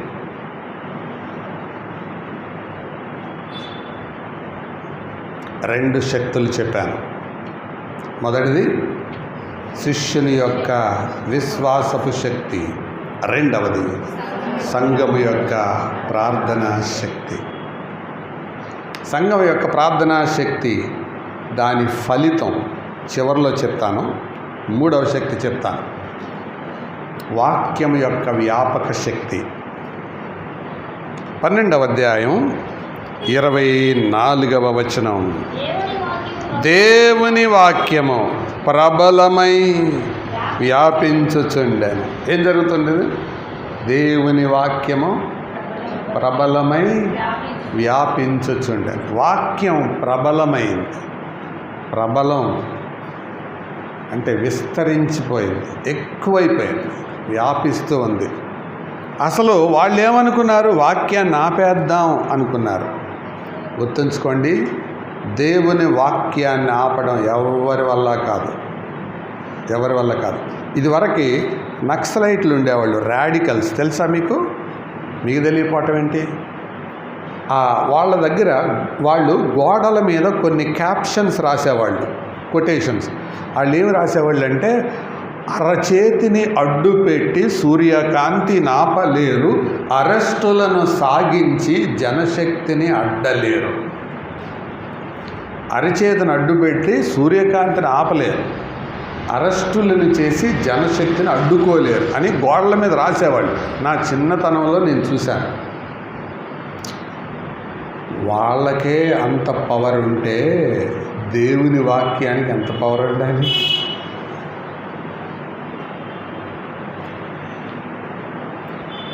రోమా చక్రవర్తులలో డయోక్లిషియన్ అనే ఒక చక్రవర్తి ఉన్నాడు. భలే క్రూరుడు, దుర్మార్గుడు. ఎవరి ఇంట్లోనైతే బైబిల్స్ ఉన్నాయో వాళ్ళను చంపేసి వాళ్ళ ఇల్లును గొల్ల చేసి తగలబెట్టమని ఆజ్ఞ ఇచ్చాడు. అలా ఇవ్వడానికంటే ముందు ఎవరి దగ్గర అయితే బైబిల్, మీ ఇల్లు అలా కాకూడదని కోరుకుంటారో వాళ్ళు మర్యాదగా ఆ బైబిల్ తెచ్చి ఒక స్థలం, పబ్లిక్ ప్లేస్ అంటే ఒక బహిరంగ స్థలం ఏర్పాటు చేసి అక్కడ పెట్టి మీరే వచ్చి తగలబెట్టేసేయండి. అప్పుడు మిమ్మల్ని ఏమనం. మేము గనక వెతికినప్పుడు దొరికితే వాళ్ళ ఇల్లు గొల్లైపోతుంది అని చెప్పాడు. చెబితే చాలా బైబిల్స్ తెచ్చేసి తగలబెట్టారు చాలామంది. అప్పుడు ఆయన అదే స్థలంలో ఒక విగ్రహం చేపించి ఆ విగ్రహం మీద కింద ఇలా రాశాడు, బైబిల్ లేదు, యేసు ప్రభు లేడు. విజయం నాదే అని. కొద్ది కాలం పరిపాలించి చచ్చిపోయాడు. ఆ తర్వాత కాన్స్టాంటిన్ అనే మరొక రోమా చక్రవర్తి వచ్చాడు. ఆయన కూడా అలాంటి ఆయనే, కాకపోతే వాళ్ళ అమ్మకి అనారోగ్యం వచ్చి నిజమైన దేవుడు ఎవరో బాగు చేయాలి అని ప్రార్థన చేస్తూ ఉంటే దేవుడు అతనికి దర్శనంలో కనపడి వాళ్ళ అమ్మకు స్వస్థత ఇచ్చి దేవుని బిడ్డగా ఇతడు మారాడు. మారిన తర్వాత యేసు ప్రభు బిడ్డగా మారాక విశ్వాసం పెరిగింది, వాక్యం చదవాలని ఆశ కలిగింది. ఆయన ఏం ప్రకటన చేశాడు? మీ దగ్గర ఎవరి దగ్గర బైబిళ్ళు ఉన్నాయో అవి తీసుకురండి అని అంటే అరగంటలో ఏ స్థలంలో అయితే బైబిల్ లేదు, యేసు ప్రభువు లేదు అని బొమ్మ ఉందో ఆ బొమ్మ దగ్గర 50 బైబిళ్ళు పోగాయి అరగంటలో.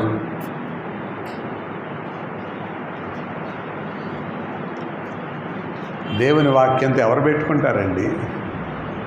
ఇంపాసిబుల్. ఇంకో సంగతి చెప్పనా? మీ దగ్గర ఎంతమంది దగ్గర బంగారు అంచున్న బైబిళ్ళు ఉన్నాయి? అవన్నీ ఎక్కడ ప్రింట్ అవుతాయో తెలుసా? చైనాలో. చైనా ఏంటో తెలుసా? Communist country.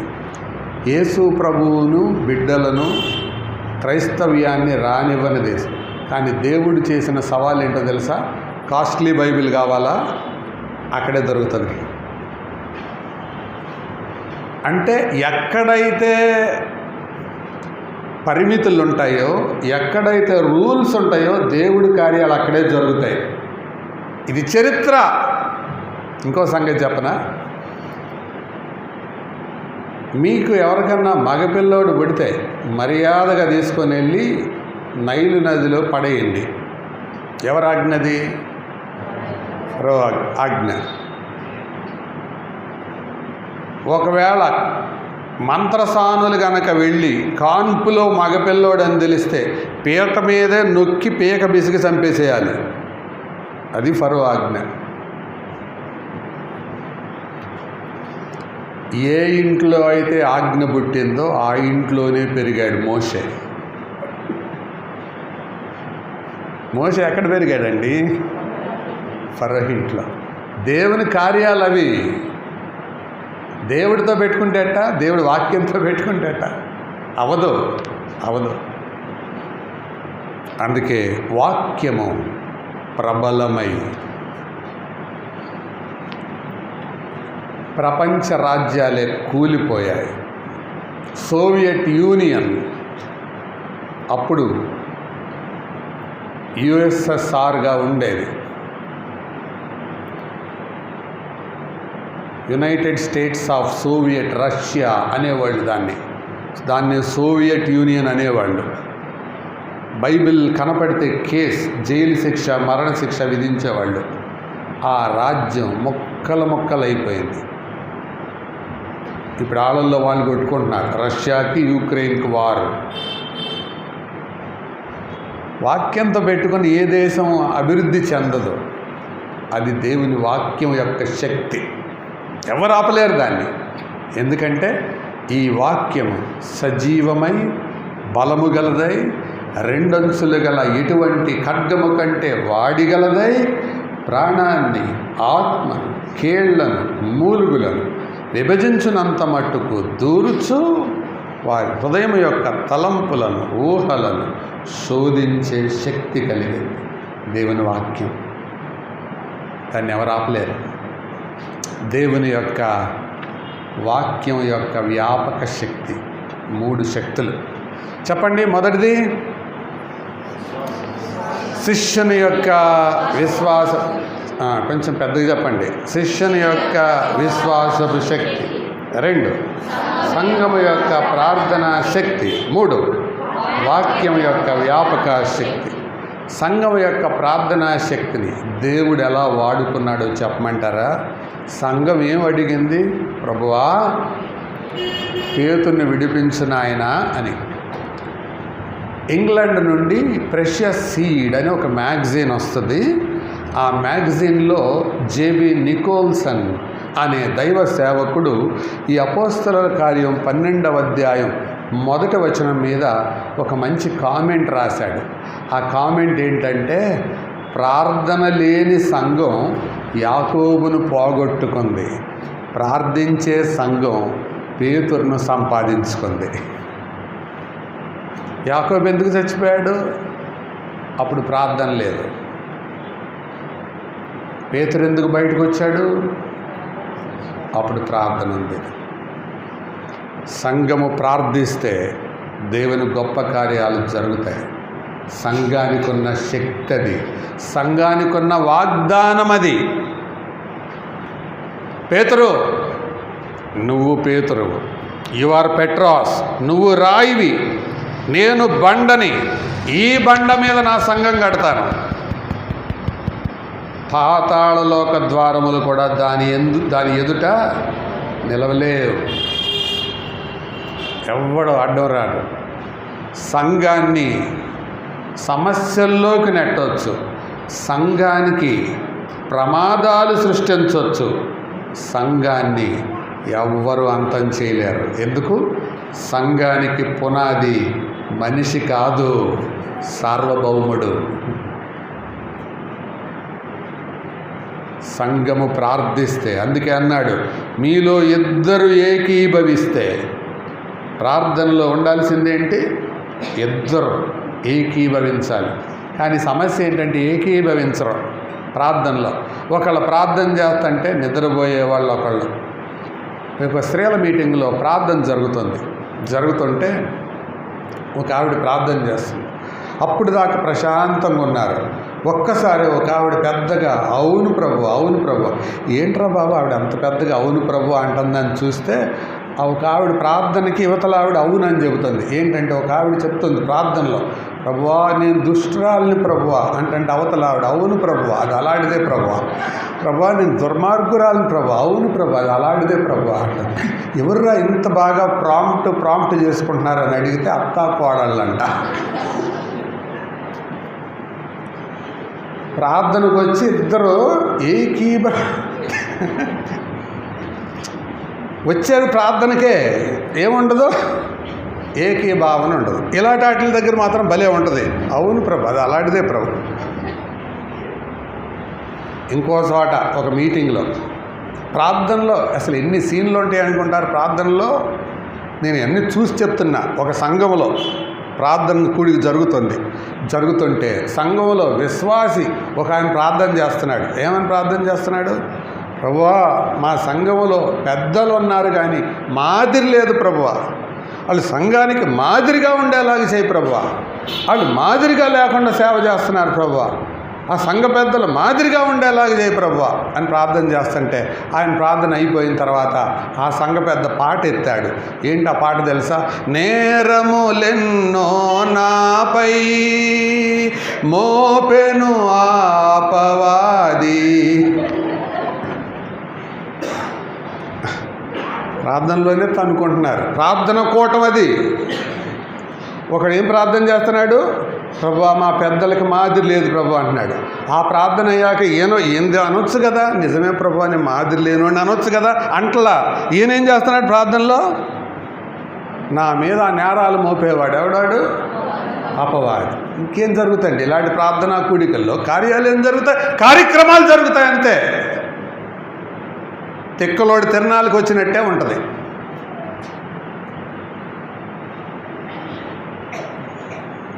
సంఘం అత్యాసక్తితో ప్రార్థన చేయడం వల్ల ఏం జరిగిందో తెలుసా? పేతురు బయటికి రావాలని కోరుకున్నారంతే, కానీ ఏం జరిగిందో తెలుసా? అడుగు వాటికంటే, ఊహించు వాటికంటే గొప్ప కార్యాలు చేసే శక్తి కలిగిన దేవుడు ఏం చేశాడో తెలుసా? రండి 23వ వచనం, 12వ అధ్యాయం 23వ వచనం. అతడు దేవుని మహిమపరచునందున ప్రభువు దూత అతని మొత్తెను గనక పురుగులు పడి ప్రాణము విడిచెను. ఒకసారి అందరు నా వైపు చూడండి. ఎవరికైనా ప్రాణం పోయాక పురుగులు పడుతుందా?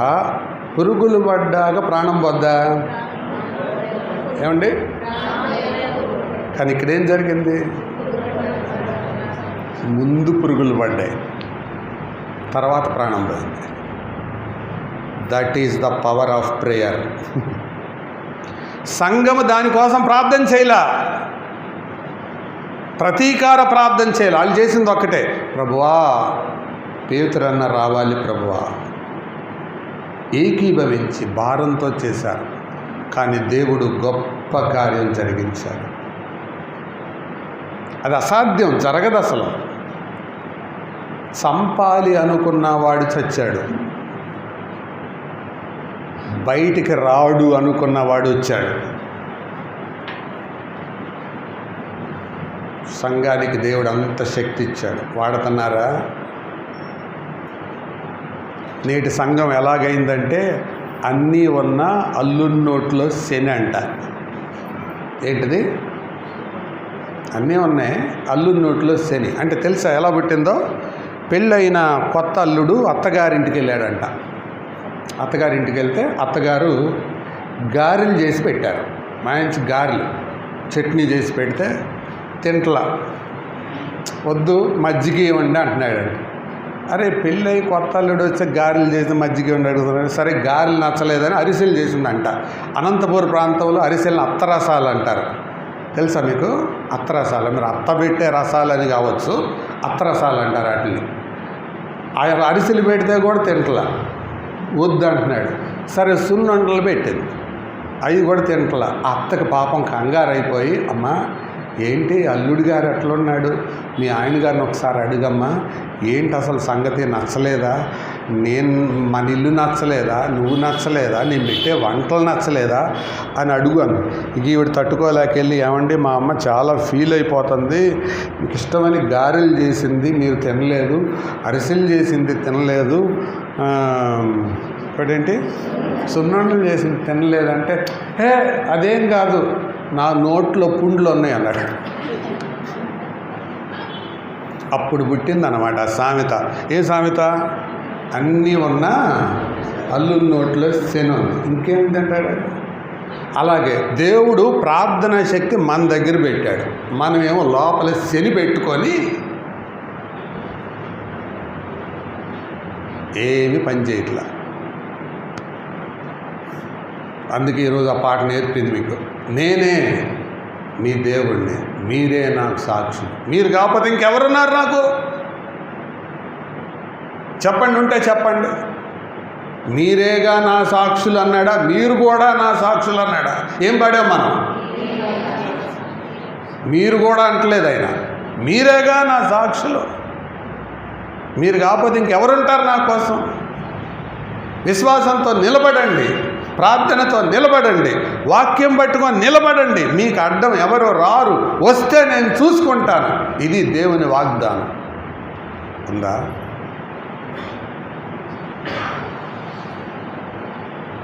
ఆలోచించండి. మన విశ్వాస జీవితం ఎలా ఉంది? మన ప్రార్థనా జీవితం ఎలా ఉంది? ప్రార్థనలో కొరసైపోతున్నాయి, ప్రార్థన చేయట్లా మనుషులు. ఒకవేళ చేసిన ఎట్లా చేస్తున్నారు? క్లుప్తంగా యుక్తంగా.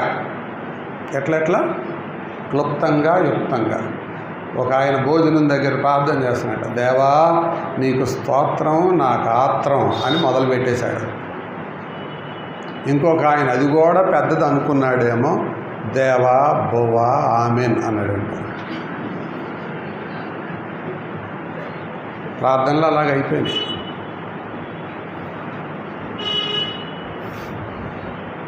రోషంతో, భారంతో, పట్టుదలతో, సమర్పణతో చేసే ప్రార్థనలు తగ్గిపోయాయి. పేతురు చెరసాలలో ఉంచబడిన సంఘమైతే అతని కొరకు అత్యాశక్తితో దేవునికి ప్రార్థన చేయుచుండ. 3 శక్తులు చెప్పండి.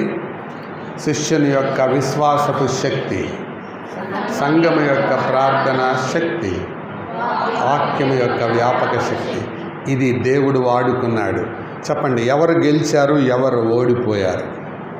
శిష్యుడు గెలిచాడు, సంఘము గెలిచింది, వాక్యం గెలిచింది. దేవుడు గెలిచాడు, గెలుస్తాడు. తాత్కాలికంగా ఓడిపోయినట్టు కనపడవచ్చు. చింతించొద్దు, ప్రార్థన చేద్దాం, విశ్వాసం కలిగి ఉందాం, ప్రభువు కోసం నమ్మకంగా జీవిద్దాం. తల వంచండి, ప్రార్థన చేసుకుందాం. ప్రార్థన.